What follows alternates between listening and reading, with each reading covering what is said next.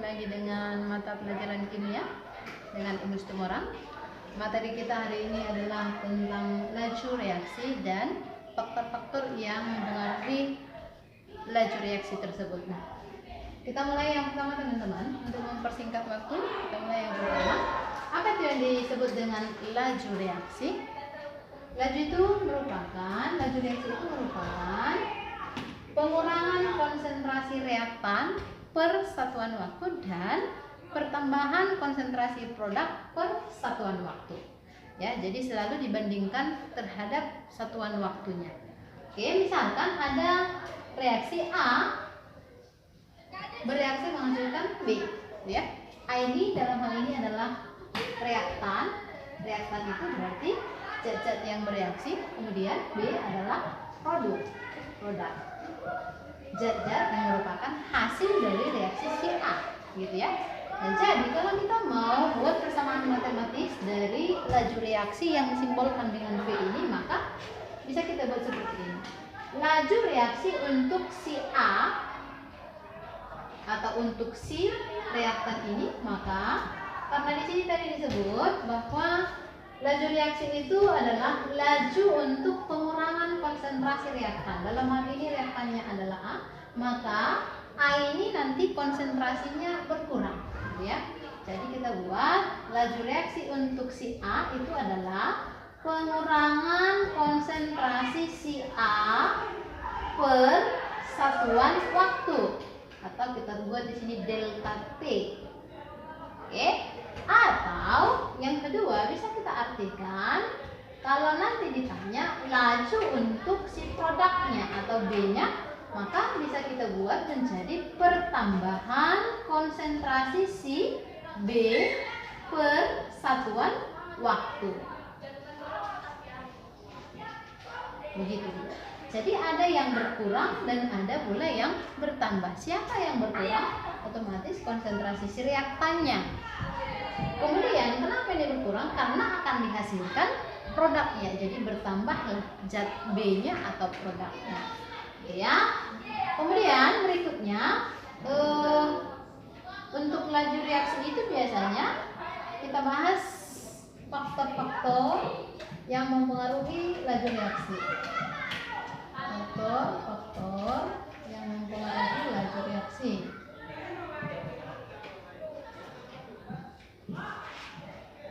Oke, jadi teman-teman, tidak semua reaksi itu bisa berlangsung dengan cepat. Ada kalanya zat itu ketika direaksikan zat A dengan zat B menghasilkan zat C, produknya, tidak semua reaksi itu bisa berlangsung dengan mudah.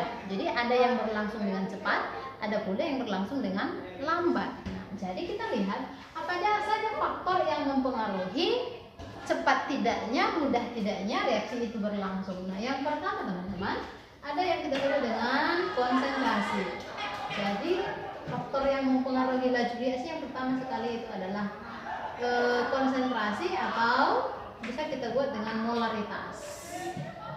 Ingat, molaritas itu adalah jumlah zat terlarut dalam tiap 1000 mililiter larutannya atau dalam 1 liter larutannya.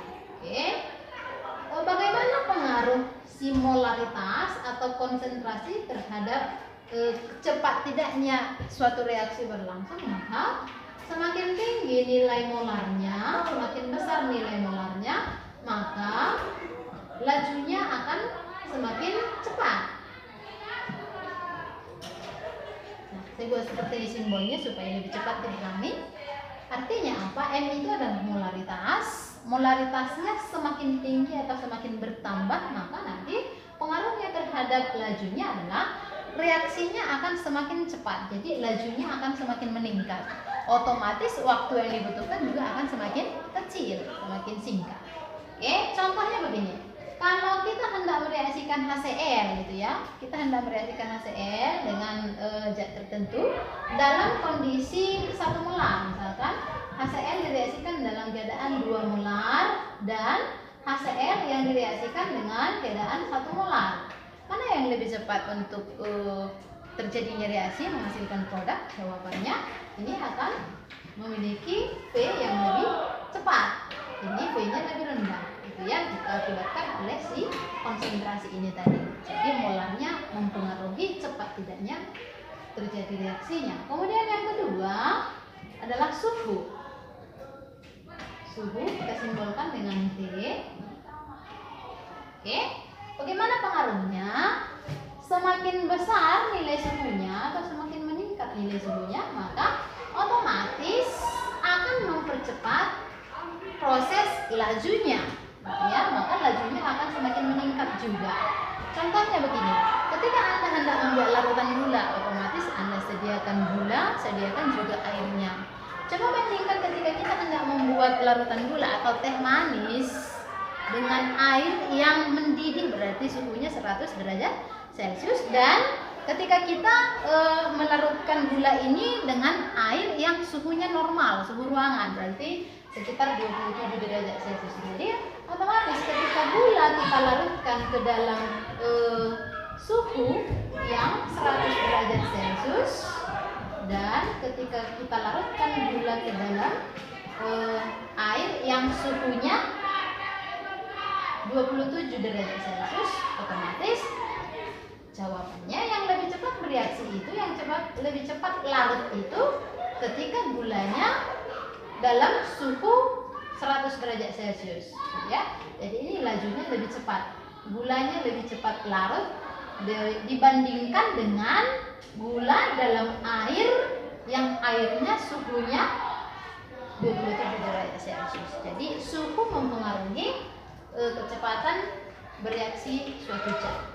Kemudian yang ketiga adalah luas permukaan sentuh. Luas permukaan sentuh. Ini sering disingkat dengan LPS. Oke. Seperti apa pengaruh LPS, luas permukaan sentuh, terhadap laju reaksi? Oke, sama dengan faktor nomor 1 dan nomor 2. Semakin besar luas permukaan sentuhnya atau bidang sentuhnya, maka ini saya buat semakin tinggi ya, otomatis lajunya pun akan semakin cepat. Sebaliknya, jika luas permukaan sentuhnya semakin kecil, otomatis lajunya akan semakin lambat. Berarti otomatis butuh waktu yang lebih banyak. Contohnya seperti apa? Ketika kita mau melarutkan tablet misalkan, kita punya tablet, ketika anak-anak misalkan, anak-anak itu akan lebih mudah meminum obat yang berupa larutan atau suspensi dibandingkan yang bentuk tablet. Ya, jadi untuk membuat suspensi ini maka kita butuh serbuk. Biasanya dikecilkan dulu. Tablet itu akan dihaluskan, bisa digiling supaya menjadi serbuk. Nah, serbuk ini yang dilarutkan ke dalam air supaya dia menjadi suspensi. Nah, gitu ya. Nah, bentuk suspensi itulah yang akan lebih cepat diberikan ke anak-anak daripada disuruh anak-anak itu langsung minum obat tablet. Ya, gitu ya. Prosesnya akan lebih lama. Kenapa seperti itu? Karena ketika dia bentuknya seperti serbuk, maka akan lebih cepat terjadi tubrukan antara masing-masing serbuk dibandingkan antara tablet yang masih besar. Tubrukan antara tablet dengan tablet ini akan semakin sedikit, jadi kemungkinan untuk terjadinya reaksi akan semakin lambat, gitu ya. Jadi semakin kecil luas permukaan sentuhnya, semakin sedikit yang bisa mengalami tumbukan, maka lajunya akan semakin rendah. Atau sebaliknya, semakin besar luas permukaan bidang yang bisa bersentuhan, maka otomatis lajunya akan semakin cepat. Oke, yang keempat ada volume dan tekanan. Semakin besar volume, maka otomatis tekanannya makin kecil. Karena apa? Volume dan tekanan itu berbanding terbalik, maka lajunya akan semakin kecil, lambat. Atau sebaliknya, semakin kecil volumenya, otomatis semakin besarlah nilai tekanannya. Apa pengaruhnya? Maka laju reaksinya juga akan semakin cepat. Contohnya apa? Kira-kira kalau kita merebus air di rumah, mendidihkan air atau memasak sayur, itu biasanya kita pancinya atau wadahnya kita berikan tutup. Supaya apa? Supaya tekanan udara di dalam panci yang direbus air itu akan lebih cepat naik karena tidak dipengaruhi oleh udara luar. Jadi dengan memberikan tutup otomatis menaikkan tekanannya. Maka semakin tinggi tekanannya, maka proses pendidihan air itu semakin cepat pula. Dan sebaliknya, semakin rendah tekanan udaranya, maka akan semakin lambatlah proses pendidihan airnya. Jadi berbeda panci yang diberikan tutup dan panci yang tidak diberikan tutup, akan semakin lambat proses pendidihan airnya. Itu yang dimaksud di sini ya. Jadi tekanannya makin besar, otomatis lajunya makin cepat. Atau sebaliknya, tekanannya makin kecil, berarti lajunya akan semakin kecil. Gitu ya. Oke, yang terakhir itu ada katalisator atau katalis. Katalisator ini fungsinya untuk mempercepat terjadinya reaksi antara reaktan menghasilkan produk. Tapi dengan catatan, katalis ini tidak ikut membentuk hasil. Dia akan kembali ke keadaan semula, gitu ya. Ibarat comblang, teman-teman. Kalau ada orang yang jatuh cinta si A, jatuh cinta terhadap si B, lalu supaya terjadi proses ikatan jadi pacaran si A dan si B, maka dibutuhkan mak comblang seperti itu. Orang ketiga yang menghubungkan mereka cepatlah. Kalau tanpa mak comblang mungkin jadinya 5 bulan. Tapi kalau dengan adanya mak comblang mungkin bisa 1 bulan. Artinya apa? Si mak comblang ini akan mengusahakan sesuatu sehingga ikatan di antara A dan B ini semakin cepat terjadi, gitu ya. Jadi fungsi katalisator juga dalam reaksi kimia seperti itu miripnya. Jadi fungsi katalisator ini untuk bagaimana supaya reaksi itu cepat terjadi, itulah fungsi dari si katalis. Tapi katalisnya tidak ikut bereaksi. Katalisnya akan kembali ke keadaan semula. Ketika si A dengan si B pacaran, orang ketiganya enggak ikut lagi ngapa-ngapain. Dia akan kembali menjadi orang biasa, gitu ya. Nah, jadi bagaimana cara si katalisator membuat proses reaksi itu semakin cepat terjadi? Caranya dengan menurunkan energi aktivasi. Menurunkan, mengecilkan, meminimalkan energi aktivasi, disimbolkan dengan hitam. Apa itu energi aktivasi? Energi aktivasi itu adalah energi minimum, yang paling minim, paling sedikit yang dibutuhkan untuk terjadinya reaksi. Jadi seminimal mungkinlah energi yang dibutuhkan sehingga reaksinya semakin cepat. Oke, begitu ya teman-teman ya. Untuk faktor-faktor yang mempengaruhi laju reaksi. Berikutnya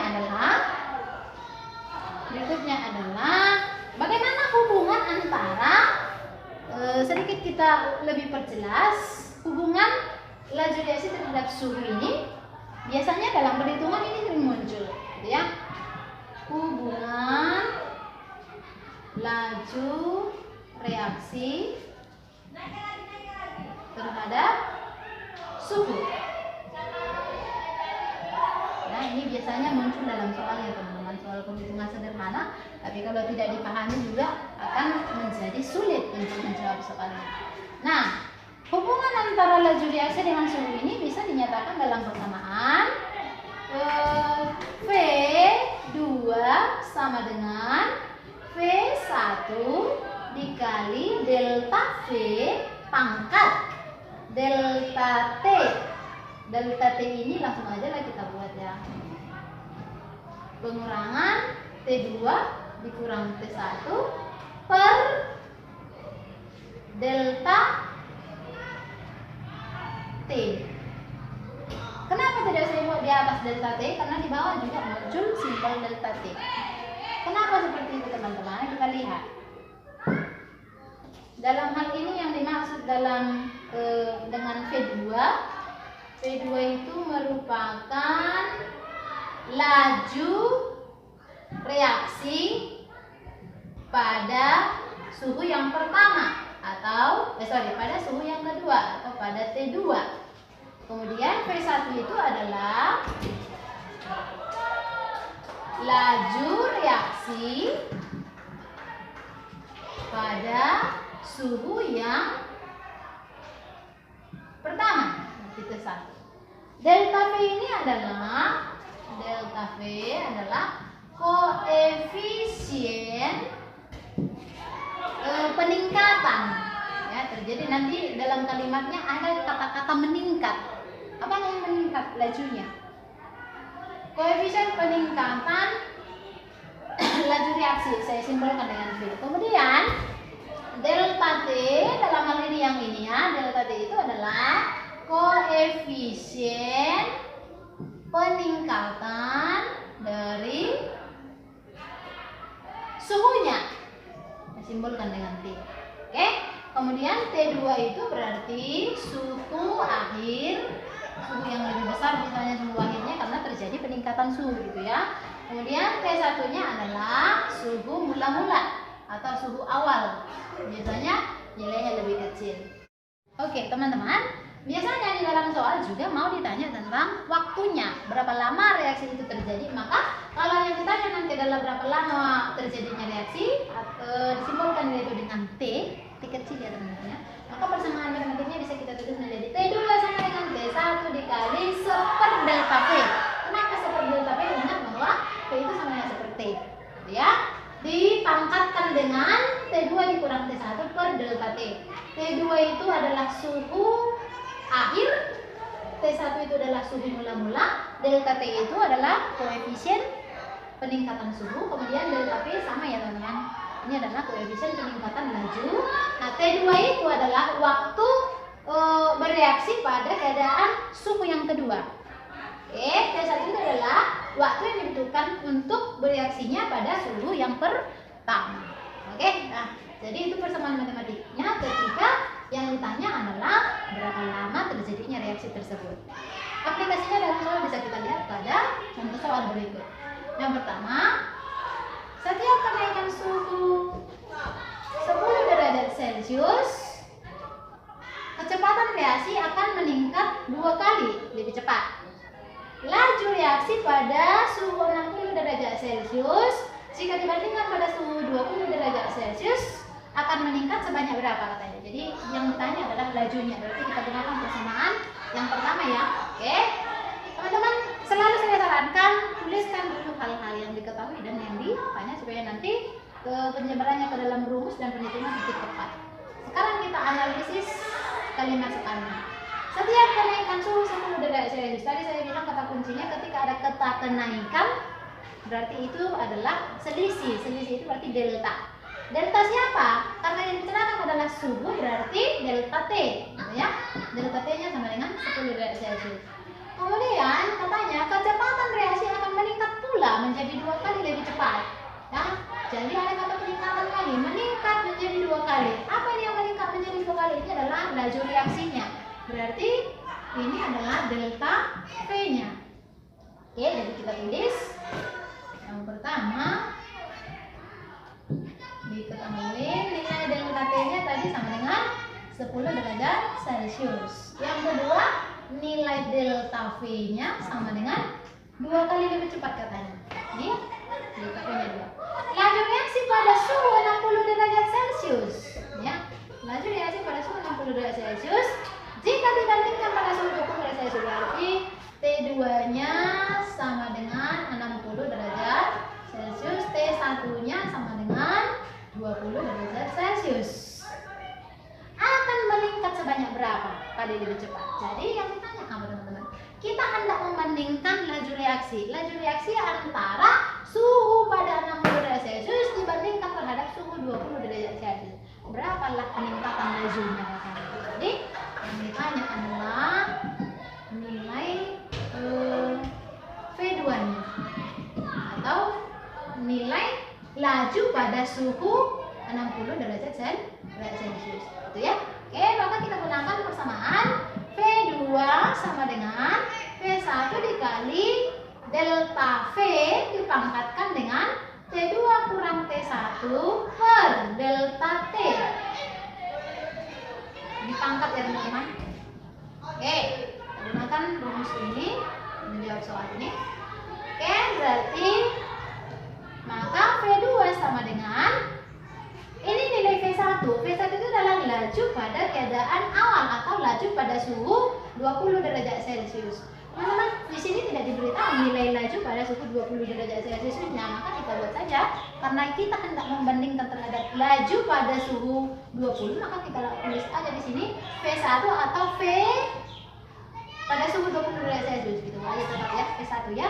Oke, dikali dengan delta V-nya. Delta V-nya adalah 2 dipangkatkan dengan T2-nya 60 dikurang dengan 20 per delta T-nya adalah 10. Oke, berarti V2-nya sama dengan V1 dikali 2 dipangkat 60 kurang 20, 40 per 10 berarti 4 ya. 2 dipangkat 4 hasilnya sama dengan V2-nya sama dengan 2 pangkat 4 itu 16. Berarti 16 kali dari V1. Apa artinya? Maka laju reaksi pada suhu 60 derajat Celcius akan meningkat sebanyak 16 kali lebih cepat dari suhu pada laju reaksi yang pertama, gitu ya. Jadi ketika dinaikkan suhunya sebanyak kelipatan 10 derajat Celcius, lalu lajunya meningkat 2 kali lebih cepat. Ketika suhunya dinaikkan dari 20 menjadi 60, maka lajunya meningkat sebanyak 16 kali lebih cepat. Begitu maksud soal ini. Untuk soal nomor 2, suatu reaksi berlangsung 3 kali lebih cepat jika suhu dinaikkan sebesar 20 derajat Celcius. Bila pada suhu 10 derajat Celcius reaksi berlangsung selama 45 menit. Hitunglah lamanya reaksi pada suhu 50 derajat Celcius. Oke, kita analisa kembali kalimat soalnya teman-teman. Katanya di sini suatu reaksi berlangsung 3 kali lebih cepat. Berarti ada peningkatan laju gitu ya. Berarti ini 3 kali lebih cepat ini boleh kita tandai menjadi delta V-nya. Kemudian jika suhu dinaikkan, ada peningkatan suhu. Ingat tadi kata kuncinya adalah peningkatan suhunya. Berarti ini adalah delta T-nya. Bila pada suhu 10 derajat Celcius berarti ini ada 50, ini adalah T1, ini berarti T yang kedua. Bila pada suhu 10 derajat Celcius reaksinya berlangsung selama 45 menit, berarti ini adalah T1. Hitunglah lamanya reaksi itu ketika pada suhu 50 derajat Celcius, berarti yang ditanya adalah T2. Oke, jadi kita tuliskan diketahui. Yang pertama adalah delta V sama dengan 3 kali lebih cepat ya. Kemudian delta T-nya sama dengan 20 derajat Celcius. Lalu suhu pertamanya, suhu awalnya adalah 10 derajat Celcius. Lalu suhu yang kedua sama dengan 50 derajat Celcius. Lalu tadi waktu yang dibutuhkan pada suhu yang 10 derajat Celcius itu adalah 45 menit. Nah, yang ditanya adalah berapalah waktu yang dibutuhkan untuk terjadinya reaksi pada suhu 50 ini. Oke, berarti kita gunakan persamaan matematiknya. T2 sama dengan T1 dikali dengan 1 delta V pangkat dengan T2 dikurang T1 per delta T. Masukkan ke dalam rumus. Maka T2 sama dengan T1-nya adalah 45 menit. T45 dikali dengan 1 delta V. 1 per delta V-nya adalah 3. Berarti 1/3 dipangkatkan dengan T2-nya 50 derajat Celcius, T1-nya 10 derajat Celcius per delta T-nya 20. Jadi teman-teman, T2 sama dengan 45 dikali dengan 1/3 pangkat dengan 50 kurang 10, 40 per 20 berarti 2. Jadi 1/3 dipangkat 2. Oke, berarti hasilnya teman-teman itu T2 sama dengan 45 dikali dengan 3 pangkat 29 berarti 1/9. Jadi maka dapatlah T2-nya sama dengan 45/9 berarti 5 ya teman-teman ya. 5 apa? Satunya tadi adalah. Jadi ketika pada suhu yang pertama, waktu yang dibutuhkan, suhu pertama itu 10 derajat Celcius, waktu yang dibutuhkan itu 45 menit. Nah, suhunya dinaikkan menjadi 50 derajat Celcius, otomatis lajunya akan meningkat atau lebih cepat. Maka waktu yang dibutuhkan itu hanya 5 menit. Jadi di sini terasa faktor tadi, ada faktor dari suhu, semakin diperbesar suhunya maka lajunya semakin cepat. Di sini juga bisa kita lihat aplikasi dari faktor tersebut. Oke teman-teman, begitu pembelajaran kimia kita mengenai pengertian laju reaksi dan faktor-faktor yang mempengaruhi laju reaksi tersebut. Semoga Anda bisa pahami. Nanti cari lagi soal-soal sehingga lebih cepat, lebih mendalam tentang pemahaman materi kita kali ini. Oke, semoga bermanfaat.